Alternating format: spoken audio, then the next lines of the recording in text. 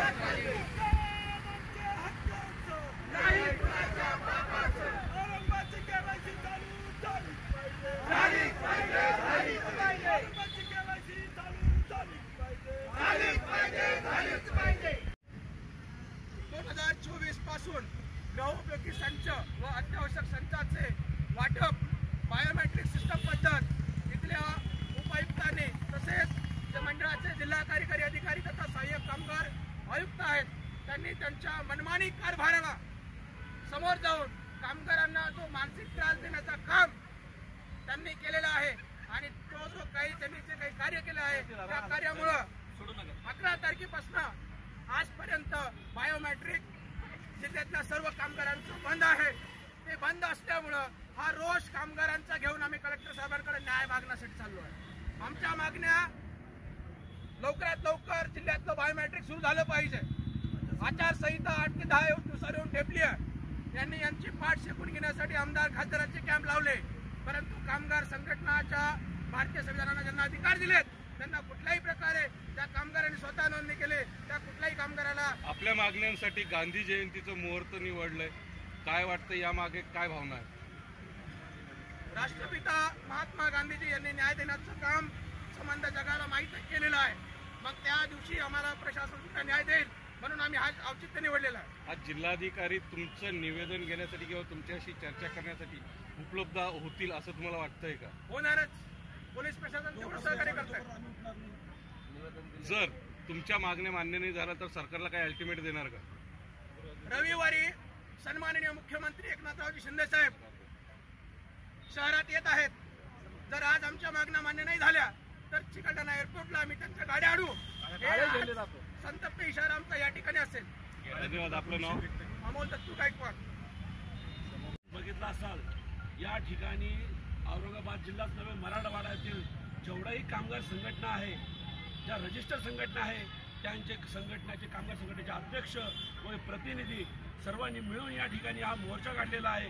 याचं एकच ध्येय आहे, जे कामगार उपायुक्तांनी जे लालसापोटी ज्या आमदारांचे खासदारांचे त्यांनी जसं पाठ थोपडून घेण्यासाठी त्यांनी जे कॅम्प लावले व बाकीचे जे कामगार स्वतः ज्या नोंदणी केलेलं आहे त्यांना कुठं जायचं हा सर्वात मोठा प्रश्न आहे. जे इथं आज कामगार आलेला आहे यांना आतापर्यंत गृहोपयोगी संच नाही, पेटी संच नाही, त्यांचे घरकुल मंजूर नाही. यासाठी हा भव्य दिव्य मोर्चा आम्ही जिल्हाधिकारी कार्यालयावर काढलेला आहे. त्वरित आमच्या मागण्या मंजूर नाही झाल्या तर येणाऱ्या काळामध्ये याच्यापेक्षाही तीव्र आंदोलन कशासाठी आलं, त्यांचा न्याय हक्क मागण्यासाठी परत आलेला आहे. आमची एकच प्रमुख सगळ्या संघटनेच्या अध्यक्ष सर्वांची मागणी आहे की त्वरित 8 ते 10 दिवसामध्ये आचारसंहिता लागणार आहे. त्यानंतर हे उपक्रम आपल्याला बंद करण्यात येतील. त्यामुळे लवकरात लवकर 2 या शहरामध्ये गोदाम चालू करून त्याचे थंब घेतले पाहिजे. नाही झाले तर सर्व संघटना आज जो कामगारांची पिळवणूक होती, कामगारांवर जे अत्याचार होतो, आज या ठिकाणी छोटे भारतीय जनता पार्टीचा मिनिस्टर असून तो शिवसेना, छोटी सेना या मोठी सेना या दोन्ही गटाचा असून या लोकांनी आजपर्यंत जी कामगारांची जी पिळवणूक केलेली आहे आणि प्रत्येक लोकांना असे काही त्यांनी दलाल सोडलेले आहे तर त्यांच्याकडून कामगारांकडून 2-2-3-3 हजार रुपये घेऊन त्या कामगारांची पिळवणूक होती आणि ही संघटना एकजुटीने काम करते. त्या संघटनेला पाठीमागे टाकण्याचं काम आणि शासन हे करत आहे. त्या ठिकाणी जे पदाधिकारी ज्या ठिकाणी बसवलेले आहे, जे शासनानं जे पदाधिकारी यांची संघटना ज्या पद्धतीनं कामगारांचे जे गोळा जे जन्म दिलेले संघटनेमार्फत ते भारतीय जनता पार्टीच्या RSSच्या माणसाचं दिलेलं आहे. आणि त्या RSSच्या माणसानं सांगितलेलं आहे की आम्हाला फक्त वरून आदेश आलेला आहे आणि हा फक्त RSSच्या आणि फक्त भारतीय जनता पार्टी आणि स्वरूपासाठी आणि फक्त त्यांच्यासाठी ठेवलेलं आहे. बाकी इतर कोणत्याही पक्षाच्या आम्ही या ठिकाणी कामगारांना कोणता न्याय मिळणार नाही असं त्यांची सरळ भूमिका आहे. मी वारंवार त्यांच्यावरती त्यांना लेटरच्या स्वरूपामध्ये माहिती दिली. खासदार इंचागिरी साहेबांनी या ठिकाणी जिल्हा अधिकाऱ्यावरती एक मोठा मोर्चा काढला होता. या ठिकाणी सुद्धा या ठिकाणी कामगारांचे जे PF फॉर्म आहे ते PFचे पैसे सुद्धा हे लोक चोरून केले जाते आणि त्यामध्ये संघटक बनवून या ठिकाणचे जे प्रशासन कामगार उपायुक्त असेल या पोलीस अधिकारी असेल यांची त्या टायमाला हायकोर्टामध्ये याचिका दाखल केली होती आणि ती याचिका दाखल करून खासदार इंचागिरी साहेबांनी त्या लोकांना आणि म्हणून वारंवार आम्ही सांगतो की आमचं हेच म्हणणं आहे की आमच्या माता बंधूंना का तुम्ही पिळवणूक करताय आणि इतर एकाला अंगाशी आणि एकाला अंगाशी अशी का तुम्ही पिळवणूक करताय. न्याय मिळाला पाहिजे. ह्या डॉक्टर बाबासाहेब आंबेडकरांचं संविधान आहे. संविधानामार्फत आम्हाला सगळ्यांना न्याय एक हक्काने मिळाला पाहिजे.